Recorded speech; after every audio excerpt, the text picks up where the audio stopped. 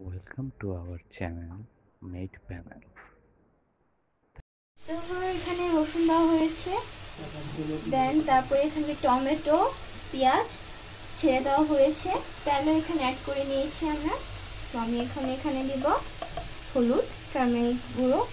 আমার মায়ের হাতের রান্না যে একবার খায়, সত্যি বলতে গেলে মুখে পুরো লেগে থাকে। হাত চেটে পুটে খাবেন এবং তামা তামা করে খাবেন। সো অবশ্যই রান্নাটা দেখবেন। এটা হলো মরিচের গুঁড়ো দেবো এখন। সবগুলো একসাথে মিক্স করে নেব, হালকা করে কিন্তু নাড়াচাড়া করতে থাকতে হবে আর সব কয়টা একসাথে মিক্স করে নিতে হবে। তেলের মধ্যে পেঁয়াজ দিয়েছি, টমেটো দিয়েছি, আবারও বলে দিচ্ছি আপনাদের সুবিধার্থের জন্য।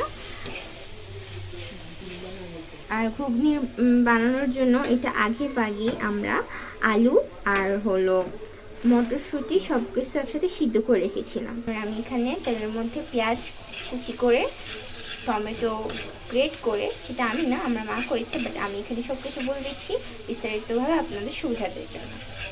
পেঁয়াজ কুচি, রসুন কুচিয়ে দিয়েছি এখানে, আর দিয়েছি টমেটো। তারপরে তো হলুদ মরিচ দিয়েছি, নিশ্চয়ই আপনারা দেখেছেন। এখন আমরা দিব গোলমরিচের গুঁড়ো, দিয়ে দিচ্ছি গোলমরিচের গুঁড়ো। দেখুন সুন্দর করে আমরা এখানে গোলমরিচের গুঁড়োটা দিয়ে দিলাম। ভালো করে এখানে কষাতে থাকবো।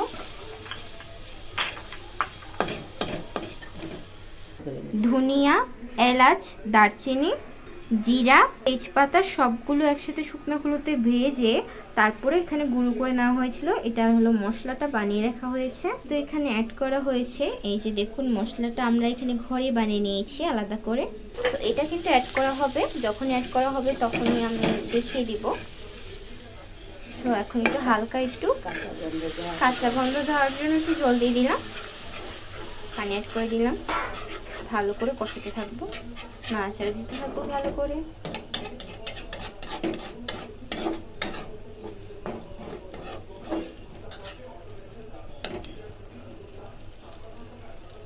ভালো করে এখানে আপনারা কষিয়ে দেবেন।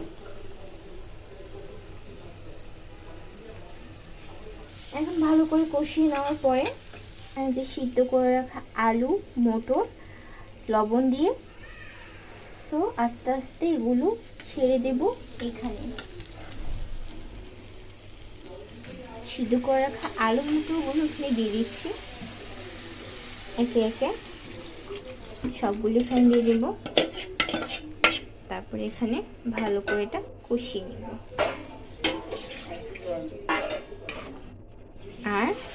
আর একটু সময় পরিমাণ, এটা যেন ভালো করে কষে যায়, মিক্স হয়ে যায় ভালো করে, যার জন্য এখানে আরেকটু পরিমাণ জল অ্যাড করে দেব।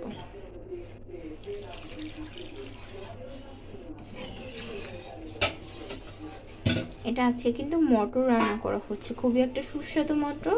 অবশ্যই বিকেল বেলা এই মটরটা সবাই পরোটা রুটির সাথে খেতে পারবেন এবং সকালবেলাও এটা ঝটপট করে রাখতে পারবেন যদি সকালবেলা ভিজিয়ে রাখা হয় এবং সিদ্ধ করে রাখা হয় মটর আর আলু লবণ দিয়ে। তাহলে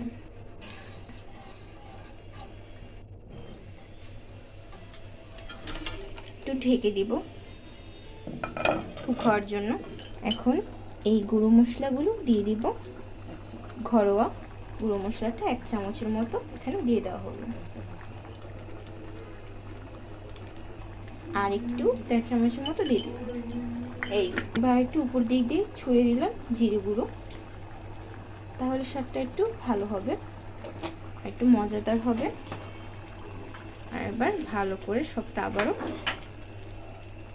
নাড়াচাড়া করে নিচ্ছি, মিক্স করে নিই।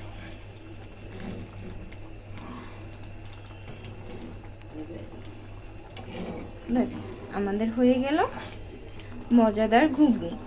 সবাই ভালো থাকবেন, সুস্থ থাকবেন। অবশ্যই রান্নাটাকে বেশি বেশি করে শেয়ার করবেন, লাইক করবেন, অবশ্যই বলবেন কেমন হয়েছে রান্নাটা। সবাই ভালো থাকবেন, সুস্থ থাকবেন, বাই।